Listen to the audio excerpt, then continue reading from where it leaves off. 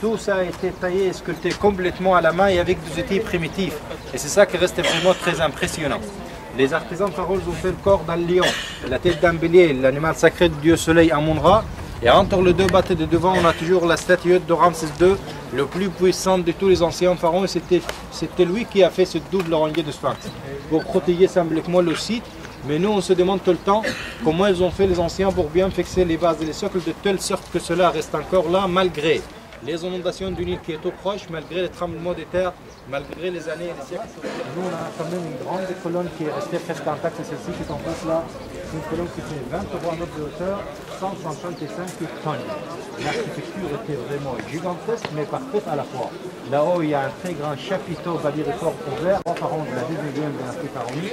Lui, il est arrivé au pouvoir à l'âge de 25 ans. Lui, il est resté 67 ans au pouvoir. Il s'est intéressé à son futur. On l'appelle plutôt Ramsès le Grand, parce que lui, il est le seul qui a laissé des monuments et des vestiges partout dans notre pays, même au nord. Et maintenant, on traverse le deuxième pylône. On va voir la grande salle hypostyle de Karnak, la plus grande du monde.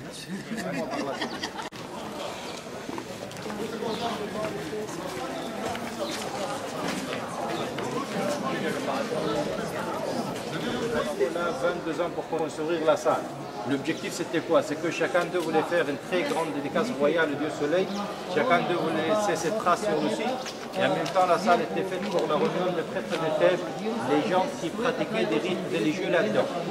Mais la salle mesure 134 colonnes. Des colonnes de 2,5 mètres de diamètre, 23 mètres de hauteur. Nous, on se demande tout le temps comment ils ont fait les anciens pour ériger les colonnes. On dit qu'ils ont taillé des très grosses tables de pierre en forme cylindrique et puis ils mettaient l'une sur l'autre de telle sorte que cela ne bouge jamais.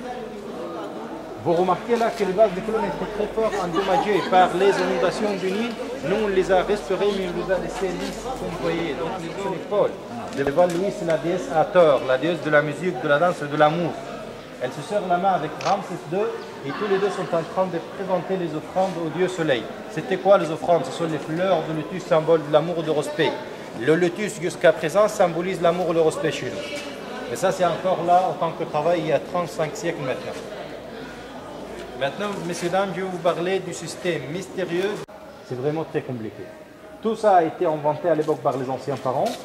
À ces temps-là, ce n'était pas tout le monde à savoir lire et écrire les hiéroglyphes. C'est seulement les prêtres et les scribes qui savaient lire et écrire les hiéroglyphes. À l'époque contemporaine, là, nous on les a partiellement déchiffrés. Le premier du monde, c'est le français Jean-François Champollion. Et ça, c'était en 1822 grâce à la famille. L'objectif, c'était quoi? Ce que la pointe, là-haut, le sommet, ça c'est l'endroit le plus proche du dieu soleil. Sur les quatre faces, on a des hiéroglyphes qui nous parlent en détail de la carrière personnelle de son bâtisseur. À l'époque contemporaine, là, comme on est petit, à côté des anciens, on a mis 3 ans que pour transporter l'obélisque d'ici de Luxor à la Concorde à Paris. Les anciens mettaient combien de temps? Celui qui est à la Concorde, c'est celui de Ramsès II. Il était devant le temple de Luxor à 3 km d'ici. On l'a offert à Louis-Philippe de France. Et nous, par conséquent, les Égyptiens, on a reçu une offre. Parce que c'était ici, les sous-sols, qu'on a trouvé pas moins de 1700 trésors cachés. Il y avait des statuettes en or, en bronze, en argent, etc. Et tout ça a été pillé de l'Antiquité, malheureusement.